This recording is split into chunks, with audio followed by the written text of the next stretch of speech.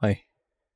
The reason why I'm making this video is because for the past several months, one of the things that I've noticed from my students is in the beginning, it is hard to understand how to set up Tailwind. So that's why I'm making this video to be a reference point for my students and for anyone actually who is interested in learning how to set up Tailwind for the first time. With practice, it becomes easy. You get to understand what everything means. But in the beginning, hopefully this is going to guide you. So I have an empty project right here, our folder. Let me zoom in a bit. That currently has nothing. So the way that I like to structure my Tailwind projects, and this is personal preference. You're free to structure your projects exactly as you'd want to do. So this is how I structure my projects.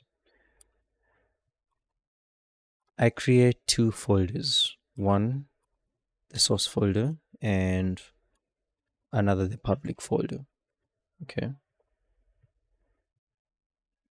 And the reason I do this is so that everything that this site is going to have goes inside the public folder. So this setup is for just a plain HTML, CSS, and JavaScript project that uses Tailwind.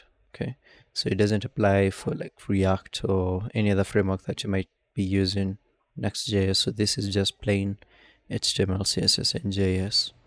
So assuming you're learning front-end development for the first time, and this is the first time you're encountering Tailwind and you want to apply it, you want to use it, you want to learn, but you've not yet got to the point where you're applying it in a framework. Okay. So this public folder contains the files and folders that are going to be like the final version of your website. Okay, the website that you're using Tailwind to build. The source folder contains the files that are not exactly going to be part of the deployment package, part of the final package, and we'll see for Tailwind which file that is. So once we have that, I advise that you follow the Tailwind documentation that you can find on Tailwind CSS. You just go to tailwindcss.com and you click the get started. These documentations are pretty much all you need. The thing is understanding like these parts. Okay. So on the terminal, which is where we are right here, let me open that to the side and open that site just like that. So you copy these commands. Before you can run NPM, you have to initialize the project. Okay. So I'm going to initialize and just use -y so that we can get the default values for these keys in the package.json. So that creates the package.json file. So now when we run the npm install -d Tailwind CSS, that will add Tailwind CSS as a dev dependency. And once that is added, the next command that you're supposed to run is this, the npx Tailwind CSS init. So you just copy and you paste it. So this will create, as it states, it will create the Tailwind CSS config file, tailwind.config.js. And if we check the contents, we now see that we have the node modules, we have the package lock, package.json, and we have the tailwind config.js. So this was added when we initialized npm in our project. This was added when we installed Tailwind CSS. This was also added when we installed Tailwind CSS, so when we executed this command. Okay. And now we can open this project on VS Code with code dot. It's opened it off screen, so let me bring it over here. Zoom in a bit. Install later. So those are the files that we've just seen. Okay. Now you might want to push this project to GitHub at some point. So you want to add the git ignore file, and in there add the node modules folder. Okay. So we're here to initialize Git in this project. So this is kind of future-proofing ourselves. So we don't push these node modules by mistake to GitHub, because you never want to push the node modules. If you have the package.json and the package log.json files, you don't need to push this to version control. Okay. So you can exit out of that. Then carry on with the documentations. It says that we need to update the tailwind.config.js file and have this, so we can just copy the entirety of this file, come over here, select all, paste. So the only thing it changes is this, the contents, the element in this array. Okay. Now it's important to understand what this does, right? Now this content key in this object contains the location of where the different Tailwind classes can be found. Okay. Now, as we have it from the documentations, it shows that the documentation assumes that your folder structure has the source folder as the place where you have your HTML, your JS, your JSX files. For this case, it's HTML and JS. But remember, when I started out, I say that those files, the files that will be responsible for our website, will go inside the public folder. So this is where our index.html will be. So index.html, and in here we'd have the CSS files. Okay, so I'll create a folder, call this assets. So this is just a way to structure your website. So in the assets, you'd have the JS, the CSS, the images. So I'll just create those folders, even though they will not have, not all of them will have files in there. So then that is CSS. So we have our HTML file, we have our assets folder, and inside the assets, we have our CSS. Okay. So given that this is where we'll be writing our HTML, so we just add the boilerplate and say that this is Tailwind. So you'd add the classes for Tailwind here. So such a class will be HScreen, okay, to give the height of the body to be full height, okay, full viewport height. So the location that you have in the content key should be the path to where you'll have the classes of Tailwind, where Tailwind needs to look for the classes. Okay, so we have, for us, we have that as the public. So you update this from being source to public. And again, this depends on your folder structure. This is my particular folder structure. This is how I prefer to organize just the plain HTML, CSS, and JS sites that I have that use Tailwind. Okay, so you have the public folder. This is what I'd host. I'd take maybe over to and host on GitHub pages or whatever static asset hosts you can have. Okay. So the path in the content that needs to point to our public folder. Okay. And this means all folders inside the public and all names of all files. Any name for the HTML and the JS files. If this was React, we'd add here JSX. Okay. But it's not React. So we do not need the JSX. We're just working with HTML and JS files. So we save that, and that's all the configuration that we need to make in the tailwind.config.js. So we can exit out of there. I'm going to give this a BG of just something, maybe gray, that grayish color, a slate, so we can test the Tailwind classes. So the next thing in the documentation is adding the directives. Okay, so you want to have an input file that contains your directives. So I'll copy that, and now inside the source, okay, create the input.css and paste your directives in there.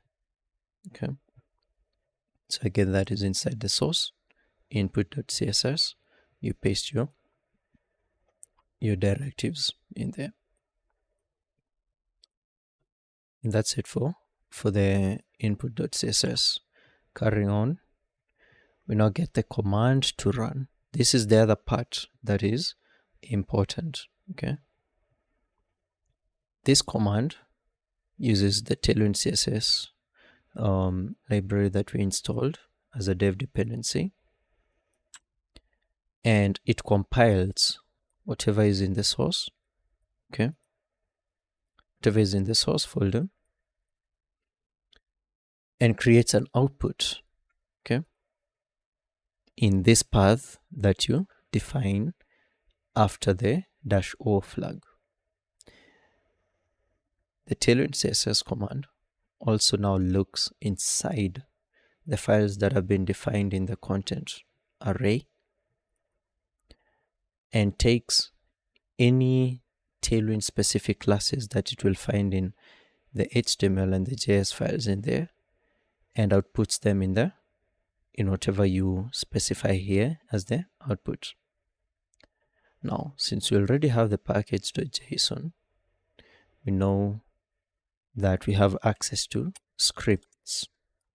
Okay, and in here you add the dev script. Okay, now the dev script will be this exact script. You can run it directly on the terminal. Like I could come here and paste it, okay, and just make changes. So I know the input file is in source, then input.css, so that doesn't change. But for the output file, we do not want the output to go into the source folder. We want it to go into the public folder, not just to output.css. We want that to go in the assets folder. Then inside the assets, we have CSS. Okay. Then inside CSS, I'm not going to call it output. I'll call it style.css. Okay. So when we execute this command, we're telling Tailwind, go into the files that have been defined in the content array. Okay, look for any Tailwind specific classes. Okay, also use this as the input, the base, the components, and the utilities, and then create an output. Build a CSS file that contains those classes that you have found in the HTML and JS files, and have that CSS file in this path that we specify here. Okay, so if we run that command, okay, it will tell us that it's rebuilding and it's done. Okay, so it has done exactly that. it has gone into,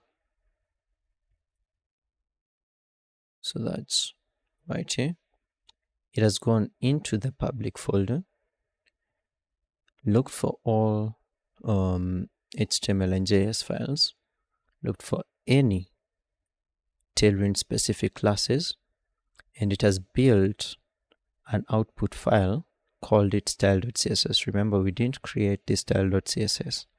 Okay, it has been created by Tailwind. So Tailwind has like its default stylings that it will output by default, whether it has any classes that you've used in the HTML file or not. So those are everything from the first line up to where we find now the particular classes that we've used, which is here.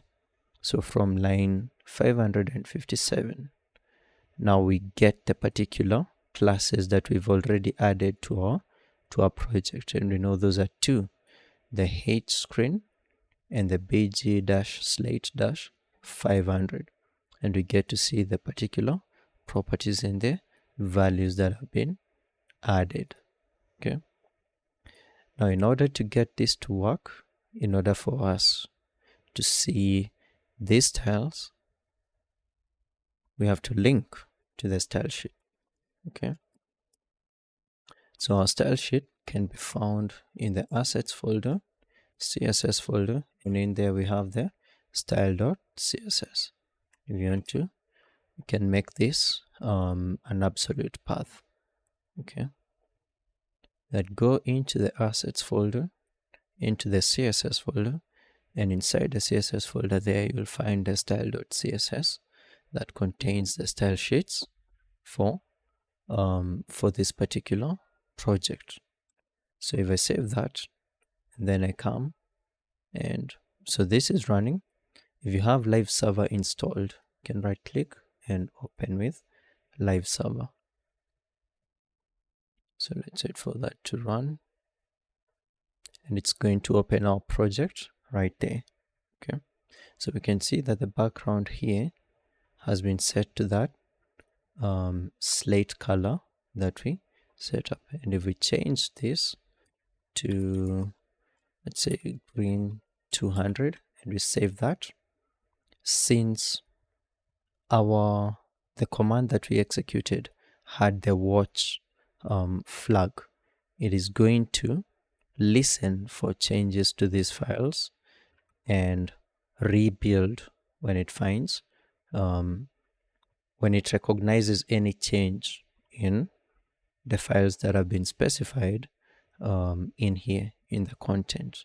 Okay, which is all the HTML and all the JS files. So then it's going to look through this, get all the classes, all the Tailwind classes, and output them in the style.css. And if we come here, we find that we have the BG green 200, which means that if we refresh this, our page is now it is now green. Okay, so it's picking up the styles that have been defined, the Tailwind specific styles, and outputting them in the style.css. And with that, you're pretty much done. The only thing is that now for this command that we're running on the terminal, we probably don't want to have to remember this entire command. So we can just copy it as it is, come over to a package.json. This dev script that we added here, just paste that in there. Okay, so that now this script acts as a proxy command, okay, that we can now run on our terminal, npm run dev, and that will in turn execute this particular command. So if I exit out of this process with Control C and run npm run dev, we'll get it to run this particular command that will build our styles. Okay, when it rebuilds, the previously existing class that is now no longer in our HTML file is removed. Okay, that is the beauty of Tailwind, and the advantage, one of the advantages of Tailwind over something like Bootstrap. You know, if you link to a Bootstrap file, it will come with all the Bootstrap classes, even those you do not need. But with Tailwind, Tailwind will only add the classes, the Tailwind classes that your project is using.